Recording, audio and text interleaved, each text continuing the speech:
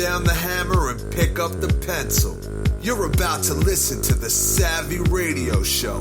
Learn from real-life real estate investors, experience revealed with the Savvy Landlord as your host. Hey, this is your friend, Steve VanCauwenbergh. You tuned in to the Savvy Radio Show, trying to be consistent on a weekly basis, dropping you the knowledge, the pain, the anguish, the life, the hustle, the trenches. All things great in the world of entrepreneur, real estate investing, mom and dad, life, children, and above and beyond, and the whole gamut of life.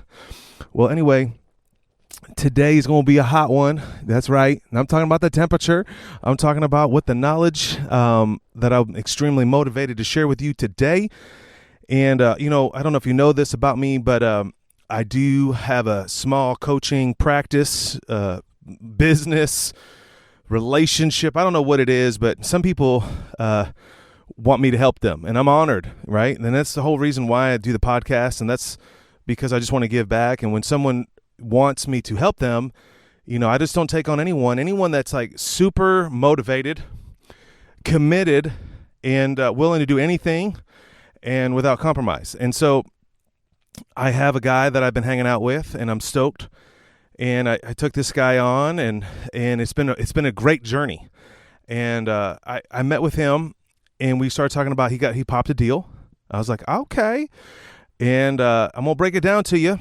And during these coaching sessions, consulting sessions, whatever you want, mentor sessions, whatever they are, I don't know what they are. I haven't defined them. It's not a big business. It's a side hustle. I get inspired, and I learn a lot about myself. And, a couple of the things that really interest me are like, wow, I can't believe I know this stuff. Like, and also at the same time, I people ask me questions, and I'm like, that makes sense. And so it's a great opportunity for you to do the same. Oh, okay, that's where it's going. No, that's not where it's going. No, but you need to mentor, coach. And it has to be monetarily. You could just do it on a case by case, or do it for a week, do it for a month, do it for 6 months, and commit to somebody else, encouraging them, growing them, directing them, leading them, whatever it takes. But I'm telling you, you're going to receive so much more than you could probably deliver. And the cool thing is that you can change somebody's life. Wow. I mean, I'm serious. And what I'm about to drop is not life changing, but it was just so cool to see people, someone, the light bulb moment comes on, and it was just interesting. So he tells me this deal. Hey, I got a deal. I'm about to go check it out. I'm like, okay, what's it? Real fast. Now this guy's pretty reverse. He's got already a dozen or so units. He's mumbled through them. I don't know if they're good or bad. We haven't gotten that far, but he has some units. He's got cash flow. He recently quit his job, so he's on the financial freedom, and this is one of the main reasons. But he's like, what's the next step, man? How do I go to the next one? I'm like, oh, okay. So again, it takes a while to dial into somebody, what motivates them, how they think, why they're doing it. And, so it's just a process I've just learned through the last, 10 years or so coaching people. But, I've been thinking about, man, I got to continue this podcast deal. I got to continue. I got big goals, big dreams. I got to lay out this content. I got some big things coming up, folks. I'm telling you, it's going to be hot. And when I was down with this guy, and it was just like a regular session, I was like, okay. He's like, yeah, I'm going to go look at this house. I'm like, okay. And he's like, I go, tell me about it. He's like, I go, ARV. He's like, and he already knows what ARV is. So it's like, boom, 150. All right. And I go, what do you think you can get under contract for? 100. Wow. All right, there we go. That's my move. That's how I roll. And he's like, I go, what are you going to do? And then I think this is the most powerful thing I said next. Now, again, this is not scripted. I'm just straight raw, laying this out. I don't know what I'm about to say. So hang on. I'll probably say something wrong. Forgive, forget, move on. Take the nuggets that you need. You may need to pull over, write this down, but I'm about to drop it hot. So get ready. So I was like, so what's your plan? I'm going to flip it. What? What? And so at first I'm like, why? And I just started digging digging deeper. I'm like, bro, what's the address? So I look up the address. I'm like, and then it's on an acre and something, and it's in a certain part of town, and then we're digging deep. I'm like, bro, why are you flipping it? What are you gonna do with 50,000? First of all, you're gonna pay taxes. Now, just so you know, personally, when someone flips a property, in my mind, and I flip properties, and I've done a ton of them. In my mind, I get enraged. I don't know why, because you do all the work and you pay the government. I'm like, you do all the work and then everybody gets paid and you're the last one that gets paid. But sometimes you need to flip. Okay, sometimes you have goals and agendas. Sometimes you need cash immediately. I have ways to solve that problem, but I'm just not just personally. I'm telling you, I could tell you how to get cash quick. I know how to do it all the time, every day. But when I started digging in and I'm like, bro, and I took a piece of paper out and I was like, before you make any decisions, you listener, ladies, gents, welcome to the Savvy Radio Show. This is your boy VanCauwenbergh. We gonna drop it.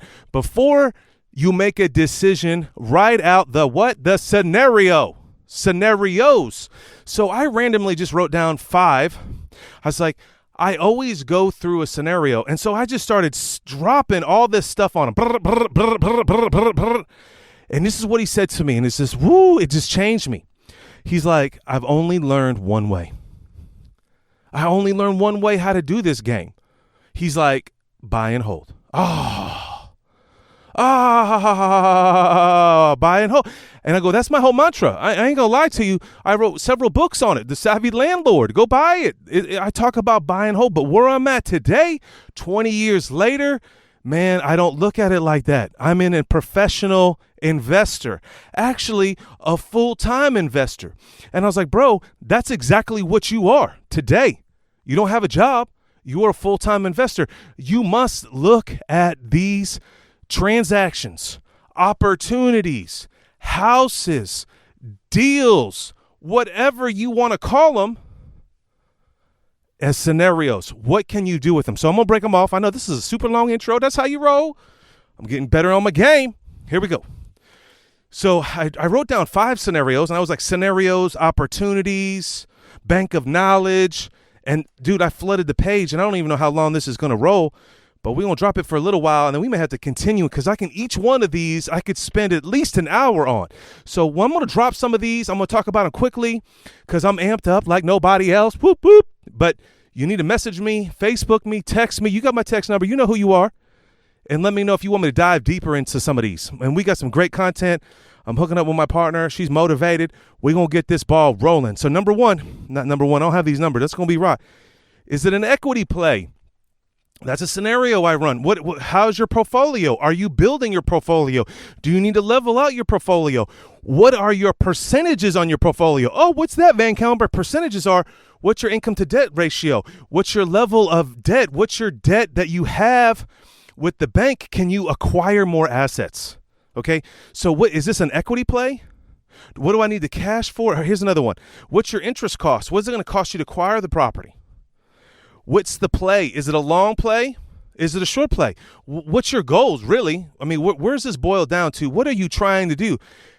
You know, I want 30 assets. 30 assets, they're going to make you $10,000 a month, right? 4 assets can make you 10. I got 1 asset. Let me just give you 2. I got 1 asset that brings in 8 G's, just 1 apartment. Okay. Now that sounds great and glamorous. Yeah, it does. It's an asset that has taken me 10 years to develop, remodel, blah, blah, blah. But it does bring in that. Is it leveraged? Yes. Does it bring in net 8,000? No. Okay. So keep on rolling. Now I have an asset, another one that brings in 1,500. Net, and it's on a triple net lease. How many more of those do I need? Okay, so stop the freaking game of I need 30 units, I need 50 units, I need 100 units. I'm telling you, I used to think that way. That's boo-boo. That's not professional investing. Boo-boo. I'm cool when I'm on a podcast. Hey, everybody, I got 100 units. That's whack. It's about, if you're a professional real estate investor or a professional investor or a professional entrepreneur or whatever, it's not about the units. It's about the cash flow. If you disappeared for a month, would you still make money? Would you make more money? So when you're running so many units, come on, think about it. All right. What's the long term? Is this a short term play?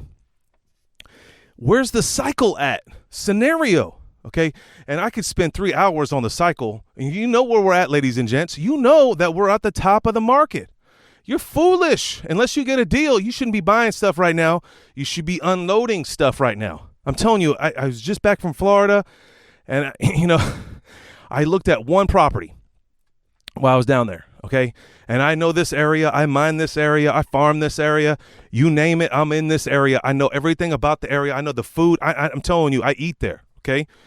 Now, my wife, she rolls over. We go by and look at this unit. My wife rolls over to me. So what's the deal?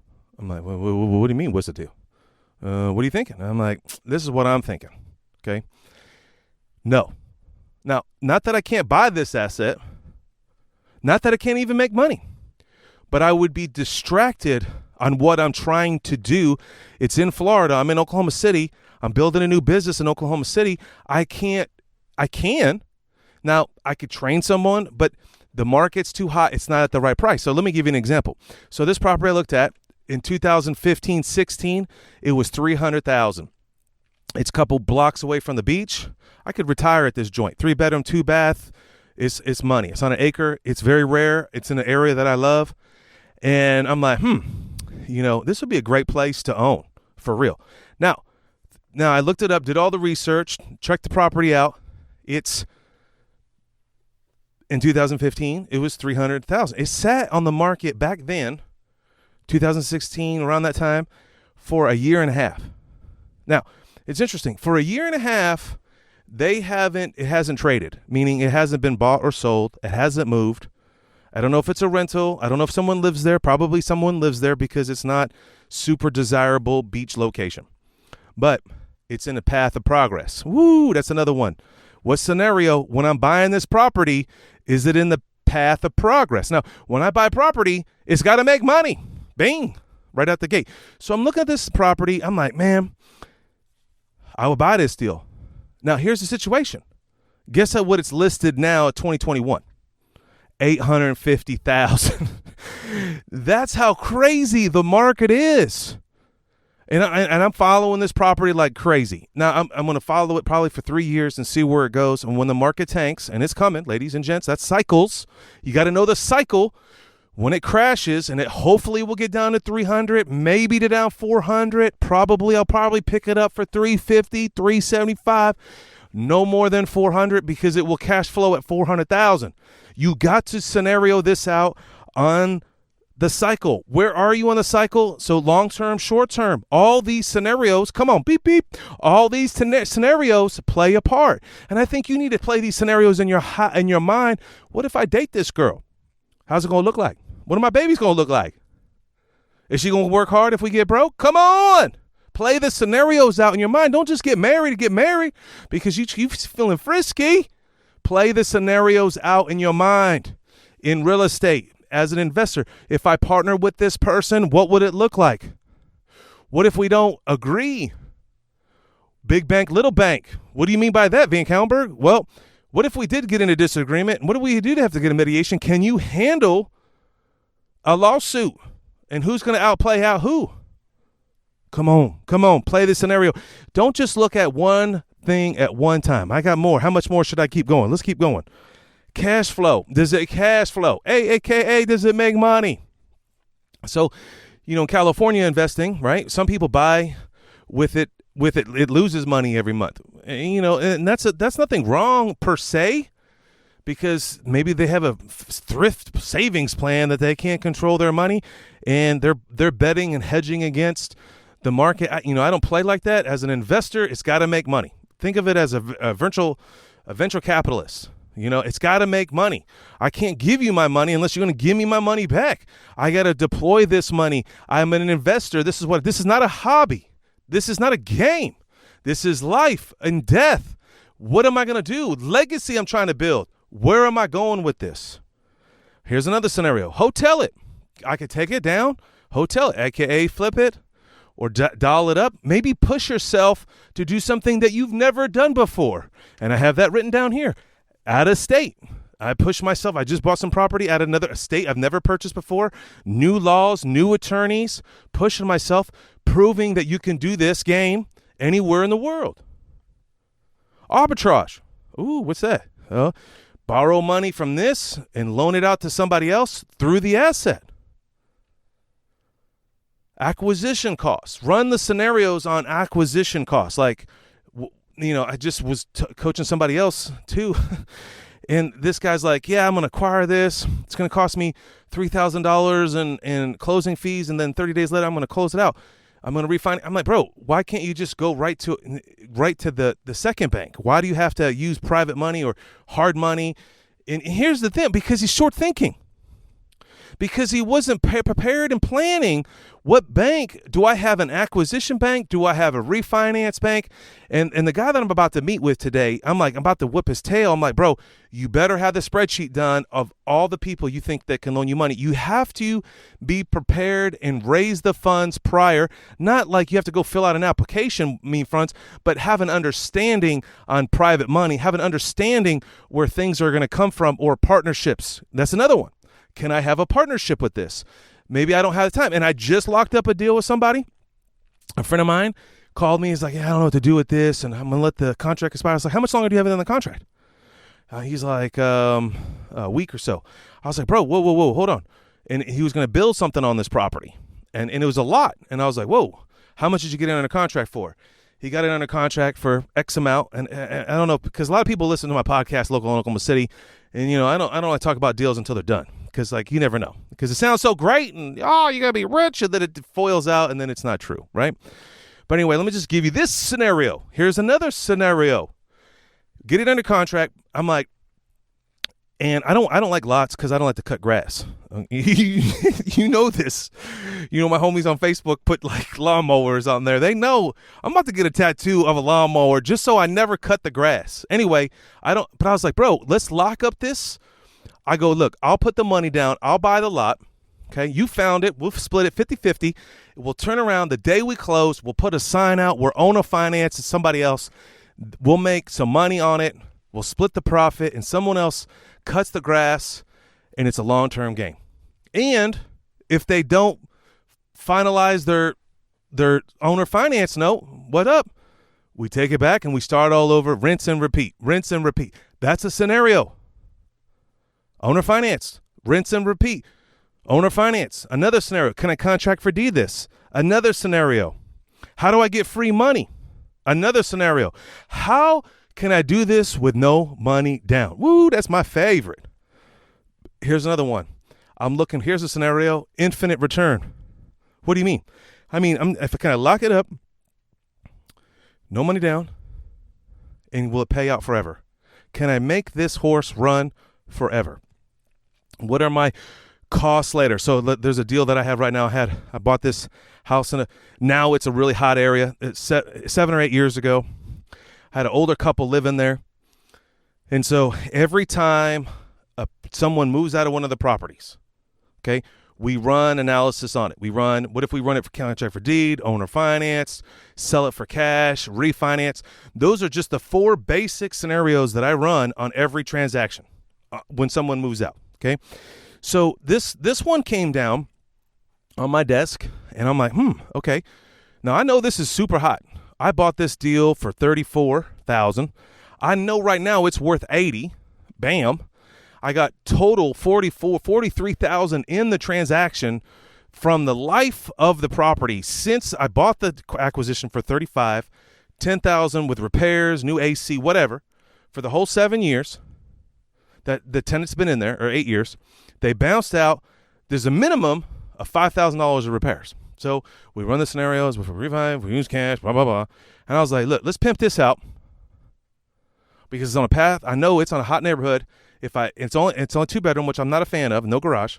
But I was like, let's put granite in it. Let's pimp it out, and let's see what happens. If I put in another $10,000, remember $5,000 was the minimum to get it rent ready. $10,000, I'm gonna pimp it out. I'm gonna raise the rent another $100, okay, from 8 to 9, and at any moment I can dump this asset. At any moment, I know it's worth 80. If I put 1,000, if I put 10 in it, I know I can push it to 85. I know I can push it to 90. I know I don't need a realtor to sell it because it's such a hot area. It's a 2-bedroom in a money area, and some young couple will gobble it up because I know the market, and there's no houses in Oklahoma City that are viable that are $125,000 less. Anything that's $125,000 less, gobble it up, and you can sell it. All right, scenario, infinite return, scale. If I purchase this property, can I scale? Can I scale in that area, meaning Florida? No, not right now, because I'm distracted. Why? Because I'm building a business in Oklahoma City at the moment, and also a business in Chattanooga at the same time, which is very difficult, but possible, okay? If you with the right team and the right partner. What's my goals? Like, what am I trying to do in society? Can I refinance out? When? 5 year, 3 year? I mean, my mentor, just broke me off. He's like 3 years, 5 years. We always sell or refinance. Now, this is about 5 years ago. My mentor really broke me off on financing. Just whip me in the shape. Like, you're dumb, VanCauwenbergh. You need to learn how to be a real investor and study it on a spreadsheet. And this investor friend of mine, he's like, every 5 years we sell or refinance. Sometimes 3 years. We're out in 5. We're out in 5. We're out in 5. Okay, so are you going to refinance in 5 years? What's your funding position? Can you get funding? How much funding do you have available in banks, in your acquisition bank, in your refinance bank, and your private money bank? Ooh, come on.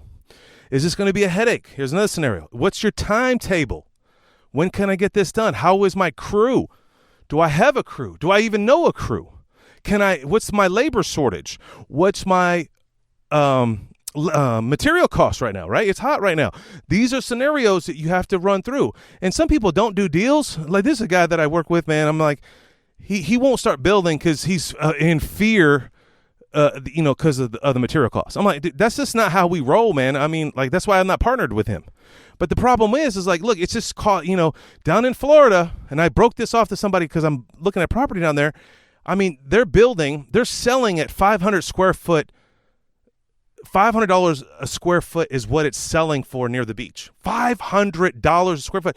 The same drywall, the same lumber, the same labor cost in Oklahoma, probably around the country, is pretty close to the same, maybe 3 to 5% difference. So let's just say it costs you $110 to build. That's what it costs in Oklahoma City right now, 100, 110. You can get 125 across the board. What's the profit margin from 125 to 500? You should be building.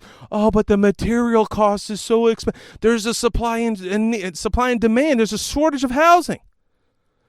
You just have to shut your mouth, and you're going to have to pay 20% more and deal with COVID and deal with the lies of lumber and the glue in China that we can't make wafer board, OSB. I mean, come on, guys. Sometimes you just got to pay the piper. Sometimes you got to hire a coach. Sometimes it's going to be expensive. My coach is expensive. But I would not be where I am if I didn't put the money down. What can you reposition? What can you sell? What can you replace in your assets? Okay? You're going to dump an asset. Can you replace an asset? Can you reposition the product? Can you tear it down and make it a lot? I learned that from one of my mentors. I would always look at a property. I'm like, I can't. It's not going to make money. We'll move on. He's like, what if you scrape it? Ooh, okay. What if I scrape it? What does that mean, homie? Tear it down. Can you build something else? See, when you start thinking of scenarios, but I don't have any money. That's where your limiting belief is. But if you think you have infinite amount of money, which you do, because everybody wants to be in real estate right now, but not everybody can do it. But everybody has money of sorts. You can borrow their money. Okay. So maybe you could build for the first time. What's your business model? You got to be creative. Can I take this down subject to? Can I take it down subject to an arbitrage or sell the contract? One of my favorites that I have exercised, and I would Google this up, master lease. Woo, master lease. How about an option contract? Seller finance. We talked about it. What will this distract you? Are you trading up? That was a great thing. So when I went through this coaching session with this guy, it was really cool. After I just broke out half of these, right? And I still got more scenarios. He's like, what about the properties I have now? And it was fun to go through his properties and strategize on what we're trying to do. Can you trade up? Can you, if you sold it, can you replace that cash flow? Can you do it? Can you buy it on terms? Can you sell it on terms? Can you arbitrage? Blah, blah, blah. Can you do this one? One of my faves. Can you buy it in your IRA, which I do, and then sell it, and then it's that tax is tax free. So you can buy, he could, and I don't recommend this for him because he's still building his goal. What's his goal? His goal is to build assets to be financially free. His immediate goal is $10K a month. Hey, I'm down. So this would not be a good play for him, but you buy it in your IRA, right? You write the contract in your IRA. You close it in your IRA. You sell it for $150 in your IRA. The $50,000 goes to your Roth IRA, and it's tax-free. Now, you can't really touch that money. You can take that money back out. You're just going to pay a penalty. But that may be a strategy if you don't need cash right now. Then you can have $50,000 in your Roth IRA, and guess what you could do all day, what I do and I love? You loan it out to someone else at 10% interest on an interest-only loan. That's my favorite. You want to borrow money? Call me. Let's do this. This is Steve VanCauwenbergh. Bing, bing. SavvyInvestors.com. Go to my website. You can't get a hold of me. Go to SavvyInvestors.com. If you want me to elaborate on one of these scenarios, techniques, tricks, creative, let me know, and I would love to break it all for you. Have a fabulous day. And whatever you do, go buy assets. Thanks for listening to the Savvy Radio Show. Glide online and listen to our other motivating episodes at SavvyRadioShow.com. Connect on Twitter at LandlordBook and always be buying assets.